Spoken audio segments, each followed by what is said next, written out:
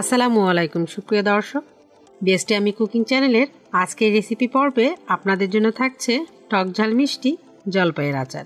আজকের recipe follow করে আপনারা আচার বানিয়ে সারা বছর ফ্রিজের বাইরে সংরক্ষণ করে খেতে পারবেন।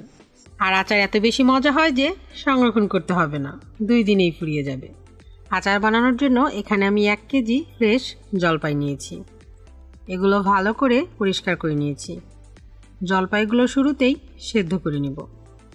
একটা প্যানে জলপাই নিয়ে দিয়ে দেব 1 চা চামচ হলুদ গুঁড়া, আরও দেব 1 চা চামচ লবণ। 1 কাপ পানি দিয়ে মিডিয়াম লো আঁচে জলপাইগুলো সেদ্ধ করে নেব। জলপাই সেদ্ধ করা পানি ফেলবো না, তাই পানির পরিমাণ কম নিয়েছি। জলপাইগুলো সেদ্ধ করার সময় বেশ কয়েকবার নেড়ে দেব, যাতে করে সবগুলো জলপাই ভালোভাবে সেদ্ধ হয়। জলপাই সেদ্ধ করা হয়ে গেছে, এখন এগুলো ঠান্ডা করে নেব। জলপাইয়ের আচারের জন্য একটা মশলা রেডি করব। নিয়ে নিচ্ছি 5 থেকে 6টা শুকনো মরিচ, চাইলে ঝাল বেশি বা কম করতে পারেন।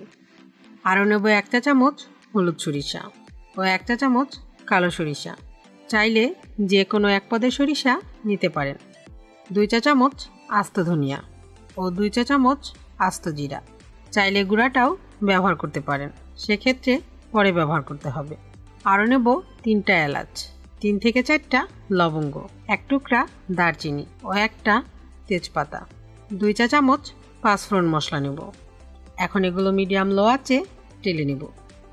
আর আপনারা চাইলে 1 চা চামচ পাঁচফোড়ন মশলা এখানে কম ব্যবহার করে আচার বানানোর শুরুতেও ব্যবহার করতে পারেন। অ্যারোমা বের হতে শুরু করলে চুলা বন্ধ করে দেব, কারণ বেশি ভাজলে আচার তেতো হয়ে যাবে। আর মশলাগুলো নেড়ে চেড়ে প্যানের মাঝেই ঠান্ডা করে নেব।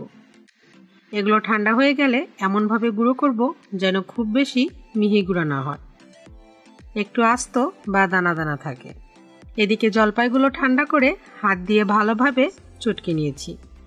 এটা যত ভালোভাবে চটকাবেন আচার খেতে তত বেশি মজা হবে।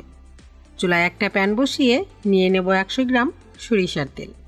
তেল ভালোভাবে গরম করে নিয়ে দিয়ে দেব 1/2 টেবিল চামচ রসুন বাটা ও 1/2 টেবিল চামচ আদা বাটা। 1 মিনিট ভুনে নেব। দিয়ে দেব ম্যাশ করে রাখা জলপাইগুলো। গুঁড়ো করে রাখা মশলার 4 ভাগের 3 ভাগ দিয়ে দিব। আর 1 ভাগ মশলা আমি পরে ব্যবহার করব।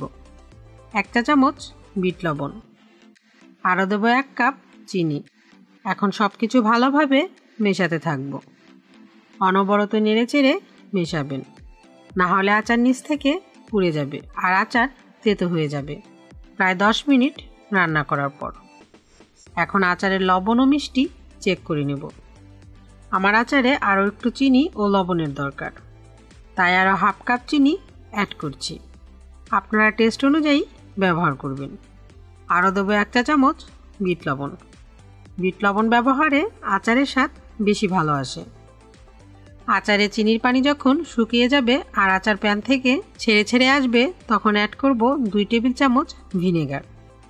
ভিনেগার ব্যবহারে আচারে ফাঙ্গাস জমবে না আর আচার দীর্ঘদিন ভালো থাকবে। আচার যদি বেশি দিন সংরক্ষণ করতে চান তাহলে এই পর্যায়ে আচারের পানি বেশি করে টানাবেন, তাহলে আচার দীর্ঘদিন ফ্রিজের বাইরেই ভালো থাকবে। আচারে কোনো সময় ভেজা চামচ ও হাত ব্যবহার করবেন না, তাহলে আচারে ফাঙ্গাস জমবে না। আর হাতের কাছে রোদ থাকলে মাঝে মাঝে একটু রোদে দিবেন। সম্পূর্ণ রেসিপি ফলো করে একবার আচার বানিয়ে দেখুন, আশা করি এর স্বাদ ভুলতে পারবেন না। আল্লাহ হাফেজ।